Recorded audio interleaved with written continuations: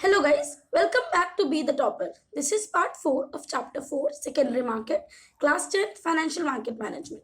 इस चैप्टर को हम 3 पार्ट में डिवाइड करके पढ़ चुके हैं, बट इसका अभी भी कुछ पार्ट रह गया है, तो उसको हम अपने पार्ट 4 में पढ़ेंगे. चलिए, मैंने आपको पार्ट 3 में क्या पढ़ाया था, हमने कहाँ पे खत्म किया था. हमने इधर खत्म किया था जब हम बिड प्राइस और आस्क प्राइस पढ़ रहे थे. ठीक है, तो मैंने आपको क्या बताया था, हम लोग यहाँ पर थे कि इसको मैं एक बार फिर से आपके लिए दोबारा बताना चाहूंगी आपको कि जो बिड प्राइस होता है,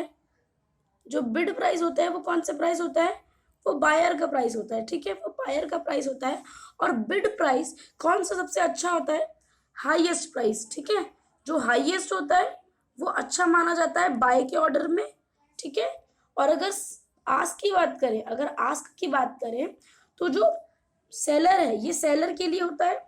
और ये जो लोएस्ट होता है, ठीक है, ये वाला जो रेट होता है वो लोएस्ट अच्छा होता है. ठीक है, इसको मैंने आपको कल बताया था, फिर भी मैंने आपको फिर से बता दिया ताकि आपको ध्यान रहे.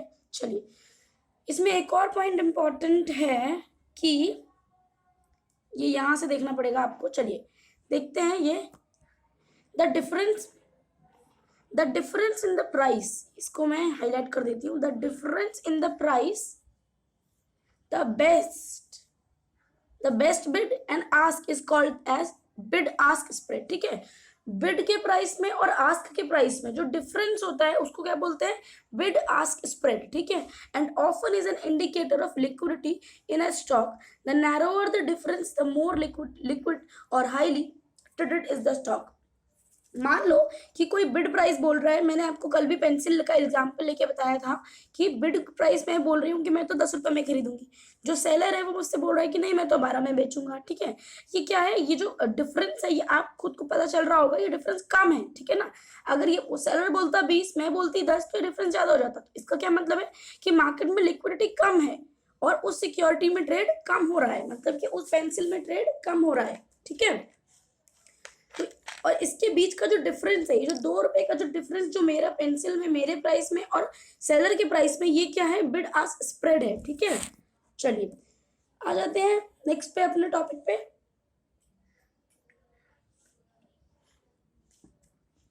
What is portfolio. पोर्टफोलियो क्या है, a portfolio is a combination of different investment assets.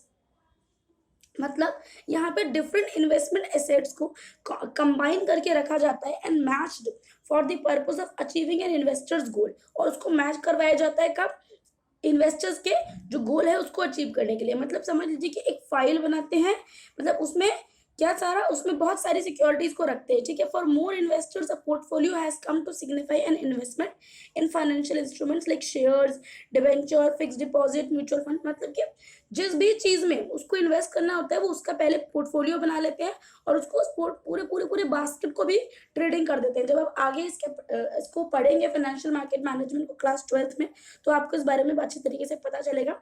बाकी अभी इतना ही है कि कॉम्बिनेशन होता है डिफरेंट इन्वेस्टमेंट एसेट्स का और मैच करवाते हैं इसको इन्वेस्टर के गोल को अचीव करने के लिए. ठीक है, इसमें डिफरेंट डिफरेंट टाइप के सिक्योरिटीज को रख के इसको ट्रेड किया जाता है.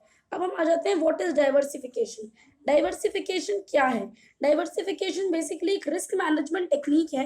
क्या करते हैं कि मान लो कि मेरे पास 1000 रुपए है, मेरे पास 1000 रुपीज, तो मेरे को क्या करना है, मैं एकदम से मैं ऐसा ना करूं कि मैं अपना 1000, मेरे पास सिर्फ एक ही 1000 रुपए है और मैंने क्या किया, मैंने वो सारा पैसा लगा दिया जाके इक्विटी में. ठीक है, तो ये बात आपको भी पता है कि इक्विटी में रिटर्न तो भले ही ज्यादा मिलता है पर रिस्क भी तो होता है. और अगर इन केस मेरा पैसा डूब गया तो मैं तो बर्बाद हो जाऊंगी. तो मुझे क्या करना है, मुझे अपने पैसे को डाइवर्सिफाई तरीके से इन्वेस्ट करना है. ठीक है ना, मैंने कुछ पैसा मुझे एक ऐसी जगह इन्वेस्ट करना है जहां से मुझे रिटर्न, मतलब मुझे 95% मेरे चांसेस हो, 99% कि मेरे को रिटर्न आएगा ही आएगा. ठीक है ना, और कुछ में 100%, जैसे कि एफडी करा लो, म्यूचुअल फंड करा लो, आपने कुछ में प्रेफरेंस शेयर में लगा दिया, कुछ इक्विटी शेयर में लगा दिया, कुछ बॉन्ड्स में लगा दिया, कुछ डिबेंचर में लगा दिया. ठीक है ना, इस तरीके से अपने पैसे को डाइवर्सिफाई करो. अगर एक ही जगह स्टक हो जाएंगे, अगर आप सारे पैसे को एक ही जगह लगा देंगे तो अगर नुकसान हुआ तो इंसान बर्बाद हो जाएगा. ठीक है, तो ये रिस्क मैनेजमेंट टेक्निक है. ठीक है, ये बहुत सिंपल है. चलिए, what are the advantage of having a diversified portfolio. ये आपको वैसे भी अभी तक समझ में आ गया होगा कि क्या फायदा डाइवर्सिफाइड टेक्नोलॉजी जो पोर्टफोलियो बनाते हैं उसका क्या फायदा होता है. क्योंकि जो देखिए यहाँ पे क्या लिखा है कि not putting all your eggs in one basket, मतलब कि इसका मतलब वही है कि अगर आपके पास जितना भी पैसा है, अगर आप उसको एक ही सारी जगह लगा दोगे, मान लो कि अगर ये जो लिखा हुआ है कि मान लो एक बास्केट में आपने बहुत सारे एग्स रख दिए, आपके जितने भी एग्स थे आपने उसी बास्केट में रख दिए, इन केस वो बास्केट आपके हाथ से गिर जाए, टूट जाए अंडे, फिर क्या होगा? आपको तो पूरा नुकसान हो जाएगा, है ना? तो if you spread your investment across various types of assets markets, you will reduce the risk of your entire portfolio getting affected by the adverse returns of any single asset class. ठीक है, आप अगर अपने investment को diversify करते हो तो आप अपने ही पूरे पोर्टफोलियो का रिस्क को रिड्यूस कर रहे होगे, ठीक है, जिससे कि आप ही को फायदा होगा। चलिए अब आ जाते हैं डेट इंस्ट्रूमेंट। मैंने आपको कल भी बताया था डेट इंस्ट्रूमेंट क्या है, और यहाँ पर हम उसको ठीक से पढ़ेंगे। पहले मैं आपको बता देती हूँ कि क्या है। देखिए बॉन्ड जो डेट है वो दो पार्ट्स में डिवाइड होता है। डेट में भी बॉन्ड होता है, एक डिवेंचर होता है, ये मैंने आपको बात कल भी बताई थी, ठीक है। और अभी यहाँ पे क्या लिखा है पहले हम वो पढ़ते हैं। Debt instrument represents a contract whereby one party lends money to another on predetermined terms with regards to rate, periodicity of interest, repayment of principal amount by the borrower to the lender। देखो यहाँ पे क्या होता है, पैसे देने वाला कौन होता है डेट में? पैसा देने वाला होता है इन्वेस्टर, ठीक है, और लेता कौन है? कंपनी, ठीक है। कंपनी पैसा लेती है किससे? इन्वेस्टर से।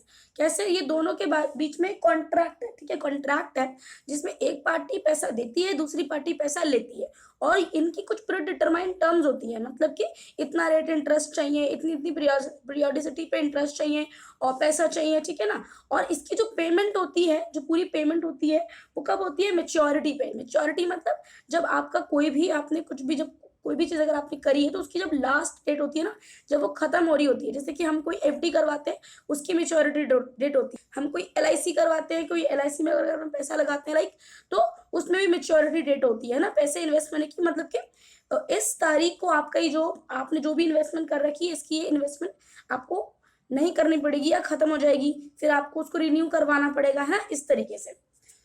अब ये मैंने यहाँ पे लिख दिया है, मैंने यहाँ पे लिख दिया है कि डेट कितने टाइप का होता है? बॉन्ड और डिबेंचर, ठीक है। बॉन्ड कौन इशू करता है? गवर्नमेंट इशू करती है। डिबेंचर कौन इशू करता है? Private institution, private corporate sector issue करते हैं। चलिए दोबारा हम इसको एक बार इसको देख लेते हैं। What are the features of debt instrument? अब डेट इंस्ट्रूमेंट के फीचर क्या है? ये मेच्योरिटी लिखी है, ठीक है ना। मेच्योरिटी क्या होती है? जब बॉन्ड मेच्योर होता है, मैंने आपको बता दिया, जब वो उसको खत्म होता है। और बॉन्ड जो डेट इंस्ट्रूमेंट है इनके केस में मेच्योरिटी पर पैसा दिया जाता है, किसको? इन्वेस्टर को पूरा, ठीक है, जिस तरीके से एफडी में पैसा दिया जाता है। अब आते हैं कूपन, ठीक है। कूपन क्या है? Coupon refers to periodic interest payment that are made by the borrower. Borrower मतलब जो कंपनी है वो लेंडर को पीरियोडिक इंटरेस्ट देती है। एफडी की अगर बात करें तो उसमें आपको पीरियोडिकली कोई इंटरेस्ट नहीं मिलता, ठीक है। बट अगर हम बॉन्ड खरीदते हैं, डिवेंचर खरीदते हैं, तो जो भी हमारा बोरोवर है, जो भी कंपनी, जो भी प्राइवेट, बॉन्ड के केस में गवर्नमेंट और डिवेंचर के केस में प्राइवेट कॉर्पोरेट सेक्टर, तो वो क्या करते हैं? पीरियोडिकली इंटरेस्ट देते हैं लेंडर को, जिसने उनको पैसा दिया, इन्वेस्टर को, ठीक है। और कूपन रेट क्या होता है?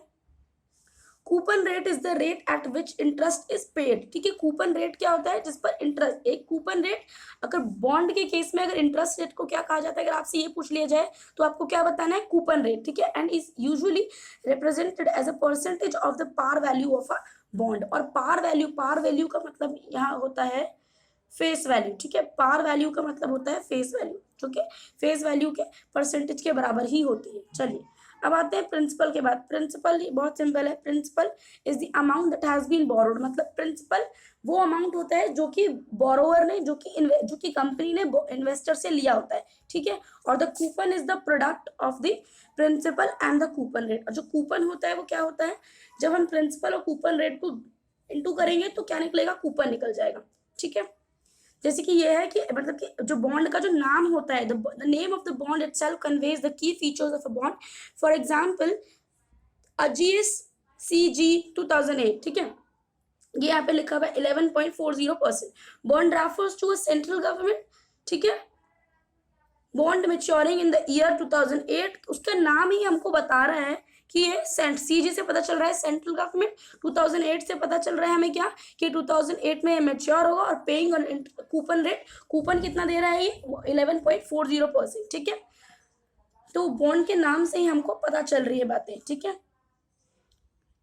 अब आ जाते हैं what is meant by interest payable by a debenture और अ बॉन्ड, ठीक है। इंटरेस्ट कितना मिलता है डिबेंचर और बॉन्ड पर? Interest is the amount paid by the borrower to the lender. मैंने आपको बता दिया कि बोरोवर कंपनी होती है और लेंडर कौन होता है? लेंडर मतलब जिसका पैसा होता है, पैसे किसका होता है? इन्वेस्टर का, या फिर जो कि बॉन्ड होल्डर है या फिर डिवेंचर होल्डर है, ठीक है। For borrowing the amount for a specific period of time. जब हम बैंक से पैसा लेते हैं तो बैंक भी तो हमसे इंटरेस्ट लेती है, उसी तरीके से अगर कोई कंपनी हमसे पैसा लेगी तो वो भी हमको इंटरेस्ट देती है, ठीक है। तो वो होता है इंटरेस्ट, जिसको कूपन रेट भी कहते हैं। द इंटरेस्ट में भी पेड एनुअली, वो आपको एनुअली भी मिल सकता है, सेमी एनुअली भी मिल सकता है, क्वार्टरली भी मिल सकता है, और आपको वो मंथली भी मिल सकता है, और is paid usually on the face value, ठीक है। और जो फेस वैल्यू होती है बॉन्ड की जो फेस वैल्यू होती है उसके परसेंटेज में ही वो मिलता है, ठीक है।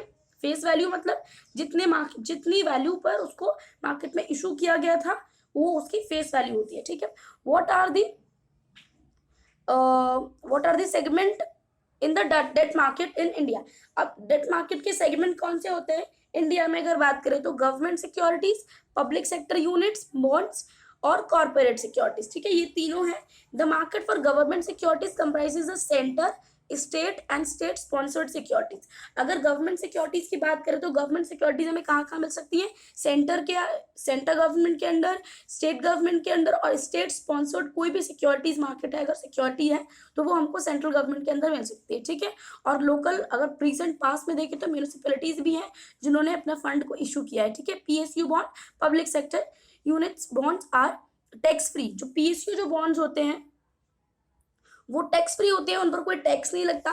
While most bonds including government securities are not tax free. अगर आप पीएसयू बॉन्ड खरीदते हो तो आपको अगर उस पर बहुत ज्यादा हाई रिटर्न्स भी मिल रहे हैं तो आपको उसके लिए टैक्स नहीं पे करना पड़ेगा। बट ज्यादातर जो गवर्नमेंट सिक्योरिटीज होती हैं लाइक बॉन्ड में, तो उसके लिए आपको जो भी इन्वेस्टर है उसको टैक्स पे करना पड़ता है, ठीक है। Corporate bond markets comprise of commercial paper and bond. जो कॉर्पोरेट बॉन्ड मार्केट है उसमें क्या बिकता है? कमर्शियल पेपर आप ले सकते हो और बॉन्ड ले सकते हो, ठीक है।